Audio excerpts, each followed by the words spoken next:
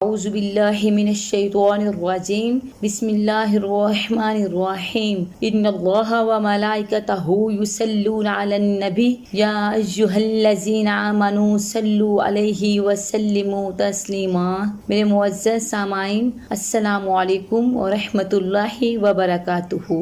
آج میں آپ کو ایک ایسے وظیفے کے بارے میں بتاؤں گی، اگر آپ اس وظیفے کو اپنی زندگی کا معمول بنا لیں گے تو اللہ عز و جل تمہیں مشکلات سے نکال کر تمہارے لیے راستے کھول دے گا۔ آئیے میں آپ کو اس وظیفے کے بارے میں بتاتی ہوں۔ فرمایا جاتا ہے جو اللہ سے ڈرے اللہ اس کے لیے راستے کھول دیتا ہے، اللہ اس کو وہاں سے دیتا ہے جہاں اسے گمان بھی نہ ہو۔ اللہ پر بھروسہ کرتا ہے، اللہ اس کے لیے کافی ہوتا ہے، اس کی ضروریات کا وہ خود کفیل بن جاتا ہے۔ جب ہم اللہ کو اپنا کفیل بنا لیتے ہیں نا تو ہمارے سارے کام اس کے ذمہ کرم پہ ہوتے ہیں۔ ایک دفعہ اللہ کا ہو کے تو دیکھو، پھر دیکھنا وہ تمہارے لیے کیسے راستے بنا دیتا ہے۔ اللہ سے ڈرو، جو اللہ سے ڈرتا ہے اللہ اس کے لیے تمام راستوں کو کھول دیتا ہے۔ حضرت عوف بن مالک رضی اللہ تعالی عنہ حضور اکرم صلی اللہ علیہ وآلہ وسلم کی خدمت میں حاضر ہوئے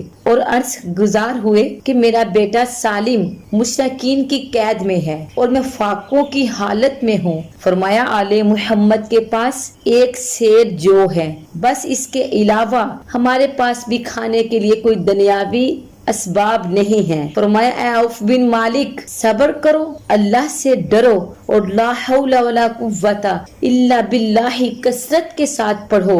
یہ ایسا وظیفہ ہے کہ ایک حدیث پاک میں آتا ہے یہ 99 بیماریوں کا علاج ہے، اس میں جو سب سے کم درجے کی بیماری ہے نا وہ غم ہے۔ یہ جو وظیفہ ہے یہ دکھوں کا مداوا ہے اور مشکلات کا علاج ہے۔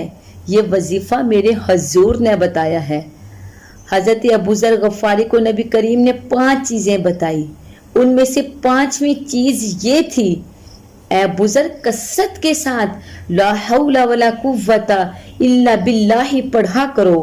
فرمایا عرش الہی کے نیچے ایک خاص خزانہ ہے، یہ وظیفہ وہاں سے آیا ہے۔ اپنی زندگی میں معمول بنا لو، جب پھنس جاؤ مشکلات میں آ جاؤ لا حول ولا قوت الا باللہ کثرت کے ساتھ پڑھو، اللہ راستے کھول دے گا۔ صحابی فرماتے ہیں میں نے یہ عمل شروع ہی کیا تھا، ابھی میں اپنے گھر میں بیٹھا ہی تھا کہ دروازے پر دستک ہوئی۔ میں نے دروازہ کھولا تو دیکھا کہ میرا بیٹا سالم کھڑا ہے اور اس کے پیچھے 100 اونٹ کھڑے ہیں۔ تو میں نے کہا کہ تم اور یہ اونٹ؟ میرا بیٹا بولا کہ مجھے موقع مل گیا اور میں ان کی قید سے بھاگ آیا ہوں اور ساتھ میں ان کے 100 اونٹ بھی لے آیا ہوں۔ دیکھیں وہ تمہیں وہاں سے رزق دے رہا ہے جہاں سے تمہیں گمان بھی نہیں ہے۔ ایک دفعہ اللہ کے ہو کر تو دیکھو، پھر وہ تمہاری ضرورتوں کا خود کفیل بن جائے گا۔